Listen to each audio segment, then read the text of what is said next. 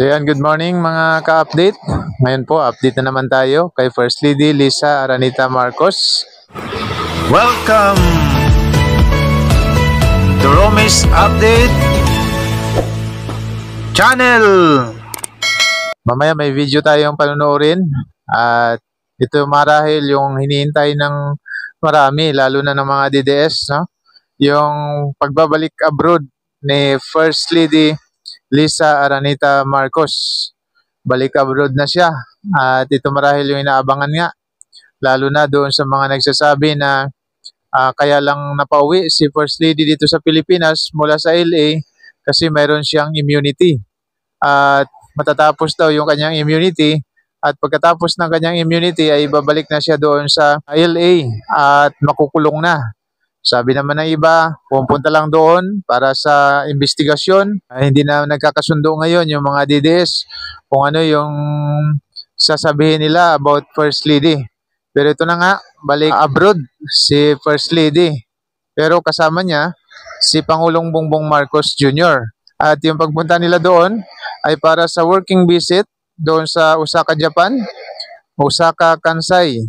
At binisita nila doon yung Philippine Pavilion na World Expo. Ngayon nga yung sinasabi ni Pangulong Bongbong Marcos na marami na yung dumadaan doon dahil doon ipinapakita yung mga kulturang Pilipino, yung mga kakayanan ng mga Pilipino, ipinapakita doon. Kaya maraming mga pumupunta doon upang panoorin, tignan. Actually, sa video ito mga ka-update na sinasabi ko ay mayroon ngang mga activity doon sa Expo pero hindi na po natin nilagay. Yung nilagay na lang natin dito ay yung mga ganap ni First Lady na patunay na naman, ebidensya na naman na talagang yung First Lady ay malayang malaya at walang kaso. Tahasan natin sinasabi yan. Bagamat sinasabi na naman ng mga DDS, lalo na ni Maharlika at ni Attorney Roque, na ngayon daw mayroon na silang testigo doon sa nangyari na sinasabi nila. Yung First Lady ay sangkot doon sa namatay, no, na isang Pilipino doon sa LA. Kasi nung una daw ay wala silang witness. So panoorin na po natin yung video mga ka-update.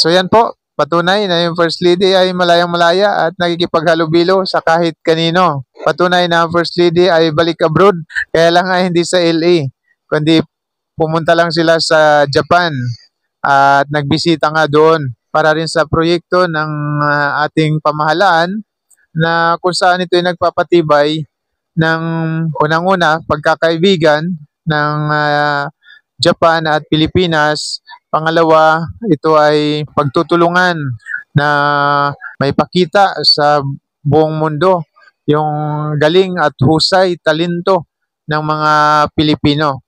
Kaya may encourage sila na pumunta rin dito sa Pilipinas. Yan po ang patunay na yung First Lady ay balik abroad. Pero hindi doon sa sinasabi ng mga DDS na babalik abroad para daw sa investigasyon. Matagal na nilang inaabangan yan, kahit ako din. Tapos sinasabi nila mayroon na akong bracelet.